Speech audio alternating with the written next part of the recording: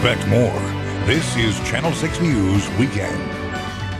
Good evening and thanks for joining me. I'm Imani Payne. We begin tonight in Bell County, where a man is behind bars after striking a trooper's patrol car. It happened in Temple around 8 this morning. Officials say a trooper was trying to pull over the suspect Garrett Bullard because the car he was driving had been reported stolen. Bullard tried to lose the trooper but ended up hitting that trooper's patrol car. He then crashed the stolen car and fled on foot. He was later found and is now sitting in the Bell County Jail, facing a charge of unauthorized use of a vehicle and evading arrest. Also in Temple, over 1 million gallons of wastewater overflowed into the area during this week's severe weather. That's according to a new report just released from the city. Officials say Lions Park saw 400,000 gallons of wastewater, up from the original report of 100,000. Temple saw large spills in area neighborhoods too. The city released a statement about the incident saying in part, city crews will pump the water back into the collection system for proper treatment. Crews will remove all debris and properly disinfect the affected area. In military matters, a Killeen business is making an effort to find the owner of a special bracelet, one made to honor a fallen soldier. And we want the rightful owner to get it back. Channel 6 News reporter Andrew Moore was in Killeen today to help make that happen. He joins us now with more. Andrew. Amani, this story started out on our Facebook page. A visitor post said a soldier left behind a hero bracelet at a Killeen business. The bracelet honors the memory of a fallen soldier, so we went over to the business to try and help find the owner of it. The bracelet honors the memory of a specialist Ryan R. Berg. It says he was killed in action January 9th, 2007. It was left at Knocked and Loaded in Killeen, which specializes in guns and archery. Owner Johnny Wade found the bracelet yesterday and decided to put it on Facebook in hopes of finding the owner. He and other veterans that work with the business told me they know how much those items mean and they want the owner to get it back. I understand how important this is to the soldiers, and that especially those that have lost their fallen comrades. It's important because not a lot of people know exactly who those people are, and I believe it's good to carry on their name.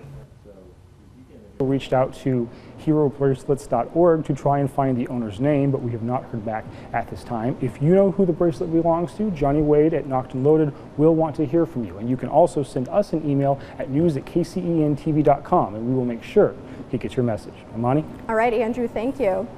Also in military matters, the search continues for a man swept away on Fort Hood during the severe weather earlier this week. Officials say the man was driving a red Ford on Turkey Run Road, where water was around 15 feet deep. 80 emergency personnel have joined the search, including search dogs. The identity of the missing driver has not yet been released. All right, now it's time for a first check of the weather. Meteorologist Bill Hecky is standing by. And Bill, Easter's tomorrow. People want to head outside to Easter egg hunt and to cook, but will the weather allow it? I think so. I think we may see some showers out the west of us. I actually think we may do pretty good for tomorrow. We are currently at 80 degrees at Killeen. We've had pretty stout winds coming in from the south. We pushed a lot of moisture in. Temple 80 as well. We've been decreasing the clouds and things have been improving. Overnight tonight, we'll just gradually decrease that temperature and decrease the clouds and come back with a forecast and a show of wild. Imani? All right, sounds good. Thank you, Bill. Well, there were a lot of Easter egg hunts around town today, but Elks Lodge in Temple held a special event just for families with special needs kids. The event provided kids with disabilities a chance to collect eggs and celebrate with their families. The hunt was divided into 5 sections tailored to meet different needs. Afterwards, more than 200 kids and their families got to enjoy lunch and an Easter basket giveaway. Families say the protected environment really made a difference. You come out and just really let your children just go wherever they want and know that there's a watchful eye over them. The children had a blast. I watched them picking up the eggs, not just my grandchildren, but others, and they really enjoyed themselves. This was the 5th year the Temple Elks Lodge partnered with local special needs organizations to hold the event. In national news, new information tonight shows the number of militants killed in the U.S. bomb strike in Afghanistan has risen to around 100. That's up from the original number of 36, according to an Afghan official. The U.S. dropped the so-called mother of all bombs Thursday against an ISIS tunnel complex carved in the mountains in eastern Afghanistan. The spokesman also said that no civilian casualties were reported, as there were no residential houses in the area of the strike. And tensions remain high on the Korean peninsula, where North Korea staged a large-scale military parade today and threatened all-out war if attacked. NBC's Janice Freyer reports from South Korea on the latest events and how China could defuse the situation. With tension extremely high here, there was a massive parade of missiles and military hardware on display in Pyongyang. The regime promised a big event to mark this important day on the calendar, and it delivered. Experts believe there was at least one, perhaps as many as 3 new types of intercontinental ballistic missiles. The sort of weaponry Kim Jong-un has promised will one day be capable of reaching the United States. Kim was there center stage, delighted with the show, also backing the latest threat from the regime that the U.S. faces all-out war and annihilation if North Korea is attacked. Now, this tension has built over a number of weeks, with speculation North Korea was preparing to carry out a 6th nuclear test or some sort of missile test. This is an area of the world that's familiar with this kind of tension, but what makes this escalation different from past crises is the role of China. China is emerging as a broker, as an ally of North Korea and the country's main economic lifeline.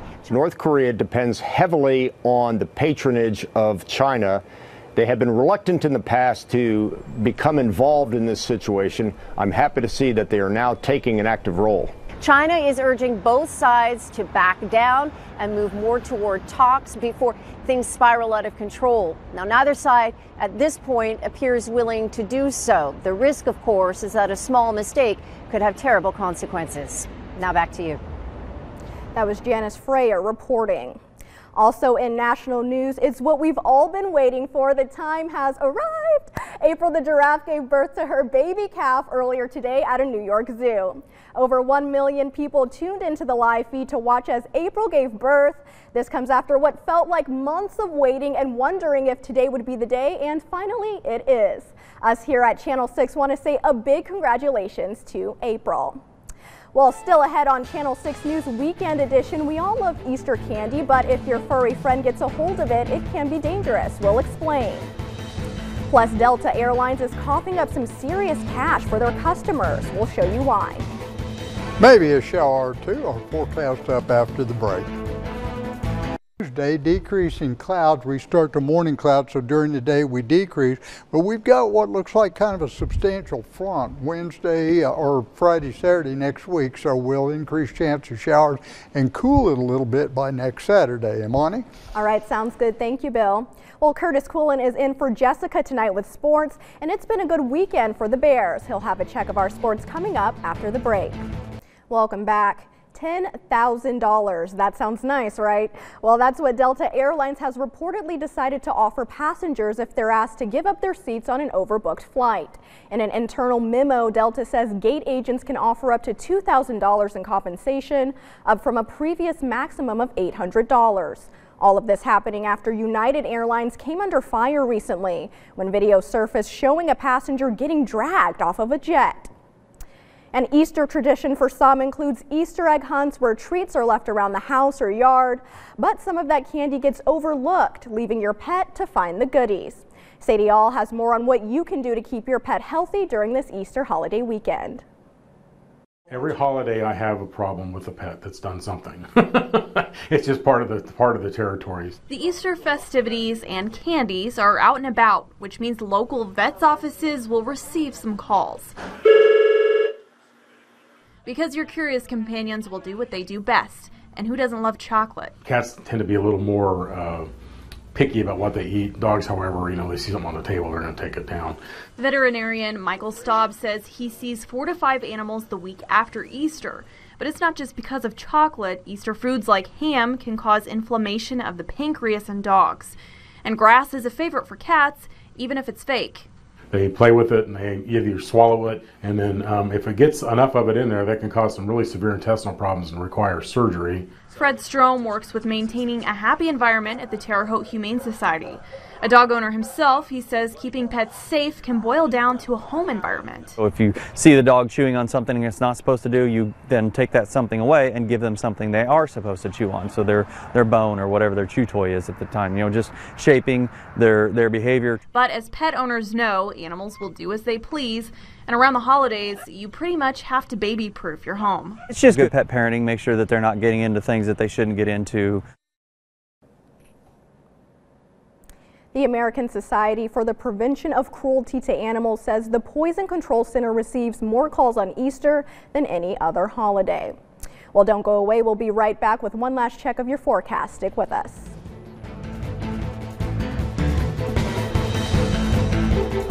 Closed captioning on. Welcome back. Well, before you go, we want to let you know what you can expect weather-wise as we head into Easter. So, Bill, what can you tell us? Well, it's going to be a little bit of possibility, some early morning drizzle and fog. You can expect the possibility of a shower in the afternoon. Might look to the west. Keep an eye on the sky. It's going to be more warm and windy than anything else, so I think it'll be okay. But no rain on my Easter eggs, right? Not on your eggs. I understand a lot of eggs come. It takes a lot to feed you, doesn't it? I'm going home for our annual Easter egg hunt, so I'm hoping the rain doesn't ruin our plans. I don't think it will. We'll be good. I'll be here once I get done picking up eggs. Share with me tomorrow. All right, well, that does it here for us at Channel 6 News. I hope you have a wonderful evening, and we'll be right back here tonight at 10. Have a good night. There's more to explore.